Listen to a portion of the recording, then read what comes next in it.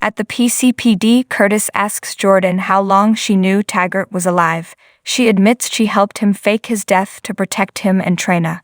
Curtis understands why she did what she did, but he doesn't understand why she didn't tell him. She feared if it went wrong that she could be charged, and she didn't want him to go down as an accessory.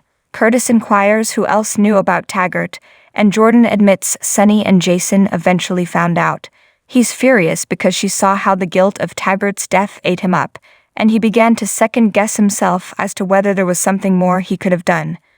He fumes that this is a pattern with her, keeping the truth about parts of her life from him. She swears it was to protect him. Curtis calls what she did lying, and he's not okay with it.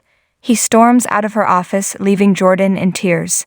In the care facility in Vermont, Cyrus reveals to Laura that Florence is also his mother and welcomes her to the family.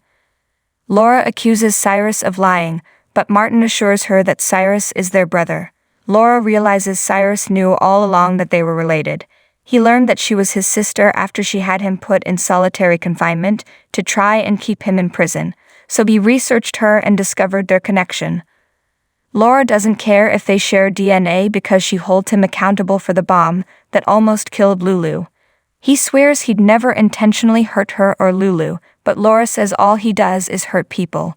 Martin remarks she has no idea, and it was Cyrus who killed their father. Laura asks how Gordon died, and Martin tells her that Cyrus ran him over with his car. Cyrus calls it a tragic accident, and it happened when he was a teenager. He relays that his father was lashing out at him as usual, calling Gordon a mean old man. Cyrus says he was just trying to escape his rage and ran to his car. His father stepped in front of the car as he was pulling out, and it happened so fast. Martin doesn't believe him and claims their mother never did as well, which is why she kicked him out. Cyrus says he moved west, got his GED, and found lucrative work. Laura quips, "You mean as a drug lord?" Cyrus points out he was cleared of those charges and has been trying to make up for his past mistakes. Martin scoffs that his attempts to save General Hospital won't matter, as their mom will see through him. Florence stirs awake and Martin looks after her. He tells her that he brought her a hummingbird cake for her birthday. Cyrus tells his mother that he's also there and wishes her a happy birthday. Florence casts an uneasy glance at Cyrus. At the Corinthos estate, Carly tells Joss that Trina wasn't crazy and Taggart is alive. Joss is stunned, and Carly insists that she doesn't know all the details, but Taggart pretended to be dead to keep Trina safe from Cyrus. Joss comments on how strange their life is at times with all the guards, the secrets, and the looking the other way. Carly knows they have to make compromises to hold on to the things and people they love. However, she understands if this life isn't working for Joss. Joss swears she's not looking to change anything. She knows her mom chose this life because the people she loves are in it, and she chooses it for the same reason. At the bus station in New Jersey, Jason takes out Cyrus Hitman. He immediately calls Diane. A cop arrives on the scene and orders Jason onto the ground.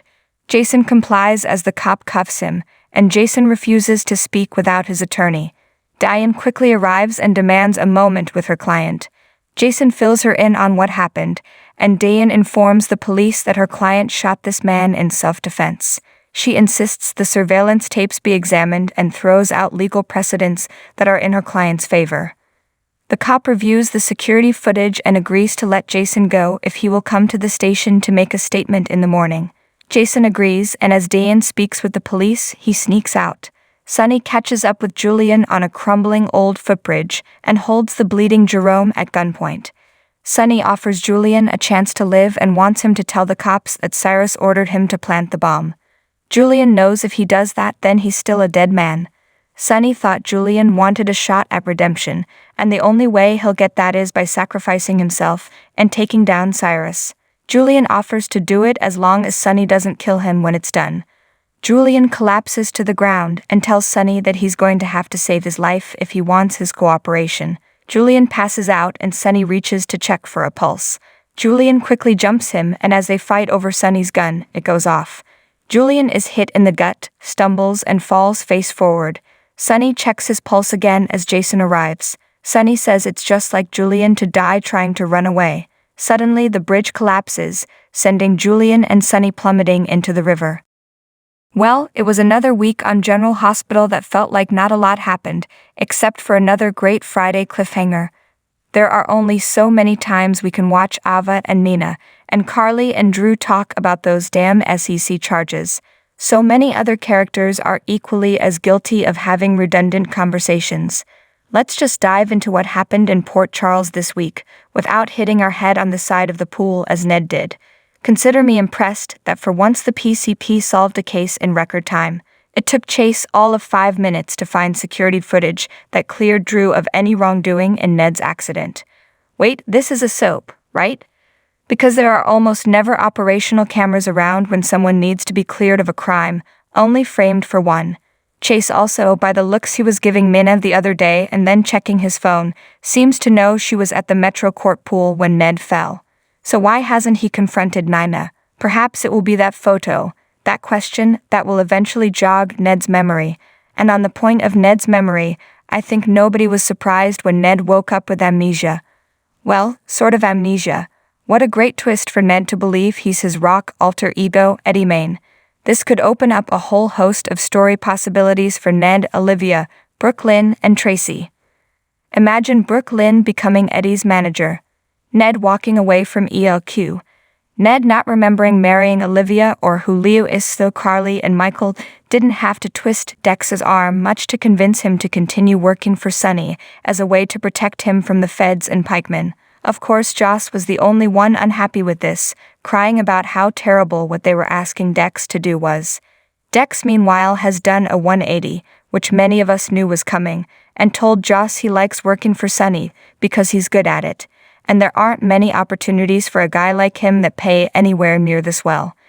It's obvious the show is trying to recreate the next Carly and Jason with these two, but they are no Carly and Jason. As with Willow and Michael, it's time for a Joss and Dex break.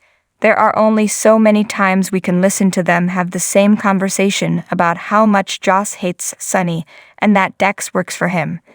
It seems like everything is finally coming crashing down for Glades. Ms. Wu is on her way back and wants her money. Sasha is moving forward with dissolving the guardianship, and now Sasha's court-appointed psychiatrist happens to know Glades from Wu's backroom poker games. I think we all know where this is heading though. Glades is going to find some way to blackmail the doctor into denying Sasha's petition. As for one of the few people onto Glades, Cody called in Sam's help to move the situation along and proving Glades framed him and Sasha can't trust her. Hilariously, she thought to call the one person who can't stand Cody for help, Spinelli. This is where I have a major issue with Cody not coming out and telling Sam, or even Spinelli, what he knows about Glades. It would take Spinelli all of 3 seconds to hack into Sasha's bank accounts, print out the withdrawals Glades is making, and anonymously mail them to Sasha. Honestly, I don't know how Sasha hasn't noticed gobs of money being withdrawn from her bank accounts on her own. I guess in Soapland, there is no such thing as bank alert notifications for large transactions. While the show has tried to explain Cody's reasoning for not just coming out with the truth about Glades, that it could lead to dangerous blowback for Sasha, it's still a stretch. Cody's facing years in prison, so rat Glades' motives out already. Even though it's these details that are frustrating me, out of everything else going on, the Cody, Sasha, and Glades storyline is one of the ones I'm most interested in and would like to see move to the front burner, while others take a backseat for a while. Plus, Cody and Leo's scenes were adorable. Move over Roger Howarth, there is a new kid whisperer on set. Brooke Lynn rushing to defend Cody from Granny Tracy was a fun scene too. Hey, if Sasha and Cody, and Brooke Lynn and Chase don't work out, they can always swap partners. Jordan and Zeke's hot night of passion is quickly starting to look like a one-night stand after they found out who each other was. Though this is a soap, so they won't likely be able to stay away from one another for too long. Here's hoping Portia and Curtis somehow walk in on them the next time they go to Sexy Town and get an eyeful. And even though Jordan asked Zeke to forget about what she confided in him about Curtis, Zeke doesn't seem to be about to. He's already said too much to Portia about Curtis' behavior since the wedding, and we have to wait until next week to see if he covers or tells Portia what he knows. I'm already preparing myself that he's going to abide by Jordan's wishes and bite his tongue. I enjoyed Terry and Finn breaking the good news to Liz that she had been officially named the new head nurse, and Liz visiting the memory wall to reflect on her promotion, highlighting both Epiphany and her grandfather. It's been a nice reflection on the history of the hospital, especially the mentions of her gram and grandfather Hardy. It also feels like it's been forever since we saw Terry, and now they are getting ready to ship Yuri off to Russia with Laura and Kevin. It looks like we won't be getting much summer love for Terry and Yuri.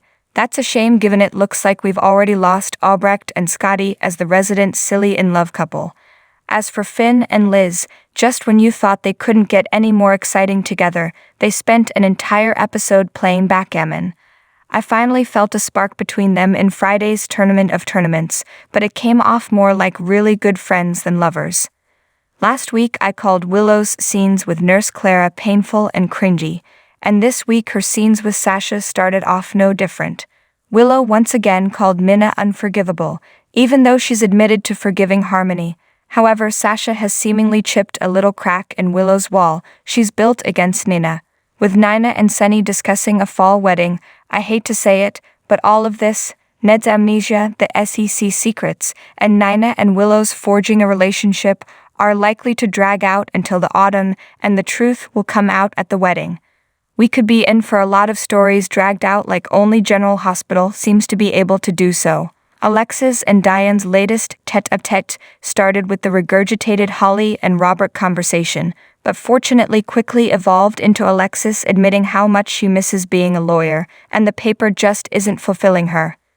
Dare we hope this was a hint that the show might be moving to restore Alexis' license?